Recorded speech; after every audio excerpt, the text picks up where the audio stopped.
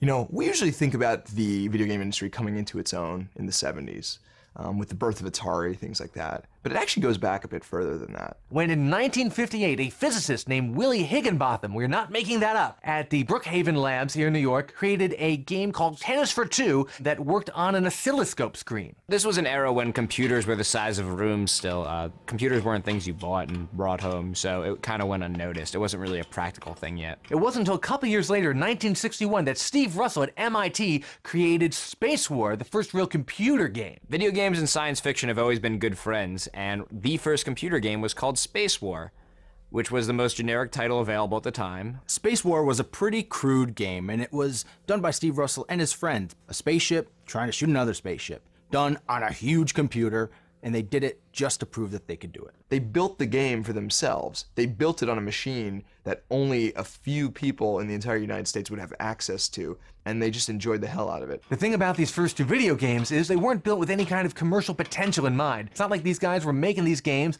and selling them out of the back of a truck somewhere. They were just experiments with equipment they already had in the lab. If Higginbotham and Steve Russell sort of invented video games, it was Ralph Baer and Nolan Bushnell who actually developed it as a business. Now in 1966, Ralph Baer works for Sanders Associates, still like Halliburton. They're a top secret military contractor, but he's secretly using his budget and his resources at work to chase this crazy dream of a TV you can play. And during Vietnam, when he was supposed to be working on winning Vietnam, instead he was building video games, which kind of explains some things. In 1968, Baer invents and patents a ping-pong-style game, and then realizing, okay, there might be a market for this, he starts calling up television companies to see if there's any interest in buying this and kind of bringing it to market. Finally, in 1970, Magnavox bites, and they plan to release Baer's creation as what would be the first home video game console known as the Magnavox Odyssey.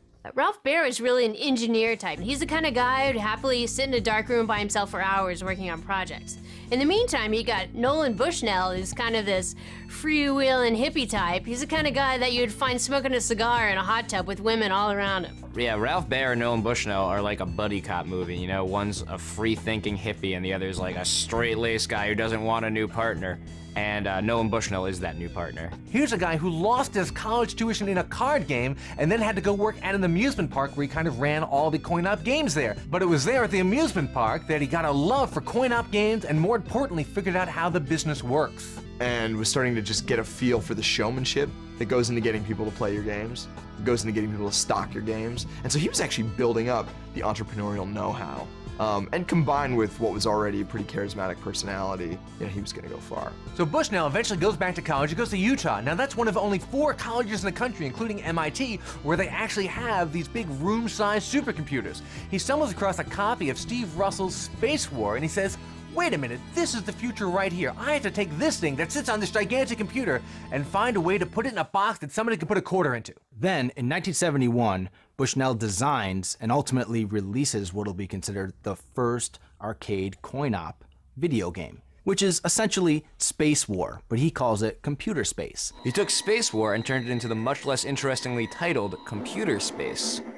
Really, that is a much worse title. To take the word war out, he replaced the wrong word. He ships it out to bars and, you know, bowling alleys, things like that, and the game tanks. Nobody plays it because it's too complex. I mean, it was a physics simulation, which you had buttons that would increase your left thruster and your right thruster. It wasn't an immediately intuitive game for just anyone to get into. So the game doesn't do spectacularly well, but the idea is planted. Bushnell goes on to say, I've got to start a company to make more of these games. Thus is formed Atari. Now it's 1972. Magnavox is taking the Odyssey around, shopping it at like trade shows and private screenings and things like that. And Bushnell gets to see it. He plays it and he instantly falls in love. And he sees the tennis-style game with the paddles and the ball, and he says, this is what I should have done. Computer Space was too complicated. I gotta pull it back and make something really simple that people can understand. He decides to make his own version of that. He goes on to call it Pong, and it becomes the first video game hit. Pong is still kind of a cultural milestone. Even people that don't like video games at all can probably tell you the first really popular video game was Pong. So 1972 was a watershed year for video games, right? On one hand, you had Pong in the arcades, which was the first coin-operated arcade hit, and then Magnavox released the Odyssey for, you know, home. Almost immediately, Magnavox sues Atari because Bushnell basically stole the game.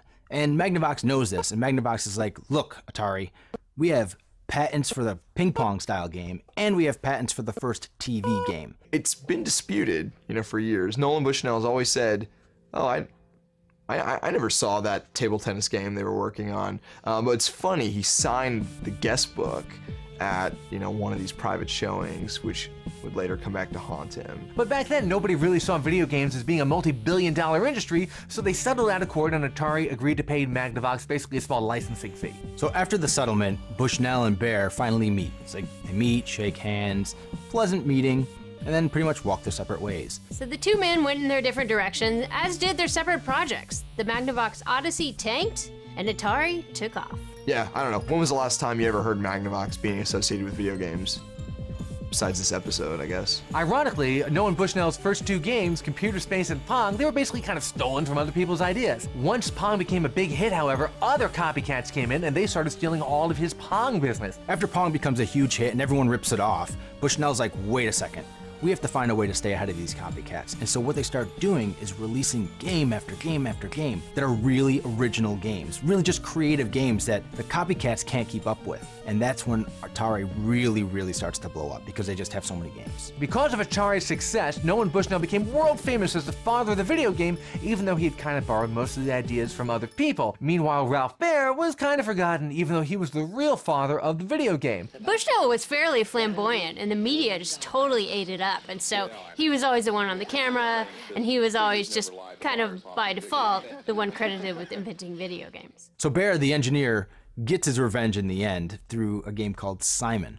Now Simon, for people who don't remember, is this game with 4 lights that you would have to mimic the pattern that the game gives you. I mean, it's pretty creative, and the game goes on to sell like wildfire. I mean, everybody loves Simon. Well, there's a little bit of payback here because Ralph Baer saw an early Atari game called Touch Me back in 1974, and that was a very simple follow the repeating lights pattern, and he said, that's a pretty good idea, I gotta do something with this. Just like Bushnell took, a version of Baer's table tennis game and basically just improved upon it when he released Pong, Baer did the same with Touch Me, turning it into Simon, adding colors, adding musical notes to just make it a more addictive experience that you could then play at home. After Simon goes on to be a huge hit, Bushnell says, wow, we should release a handheld version of Touch Me. So they release it, and it tanks because everyone thinks it's a ripoff of Simon, when in reality, Simon is a ripoff of Touch Me. In the end, Bushnell is credited as the father of video games, and Baer is credited as the father of the electronic memory game Simon, but in reality, it's actually reversed, which means nothing to anyone except Bushnell and Baer. Even though he didn't get the credit he deserved, Ralph Baer would actually resurface again in 1980. He had developed the very early digital camera technology that he wanted to put in arcade games. And the reason for this is so that people, once they get a high score on a video game, they could take their picture to put it next to the high score. Sounds like a great idea, right? Well, of course, by day 2, some guy got a high score, and then he gets up and immediately starts... So it lasts 1 day on the streets of Chicago, and then the company pulls it. This establishes one of the main rules of technology. If someone can use it to show someone else their balls, they will. But the digital imaging technology behind it actually was very useful. They used it in the Journey game to get the musicians' faces into the game. First time anyone had ever done that, and that went on to be the technology behind Mortal Kombat, digitizing entire people and putting them into the game. This guy's a genius. I mean, he keeps coming up with innovative things. And, digital camera in 1980 to put an image in a video game, come on, that's pretty unheard of. So of course by now these two guys are both long retired, but they can sit back and think of themselves as the Romulus and Remus who co-founded the video game empire that has pretty much single-handedly conquered popular culture. There's a lot of people who were involved in the development of video games as an art form, but Bushnell and Baer started video games as a business. And today video games are just as big as books, movies, music, and they're better. Both Baer and Bushnell are retired, and they pretty much just sit back and watch this video game industry that they created grow in a way that they never thought would have been possible.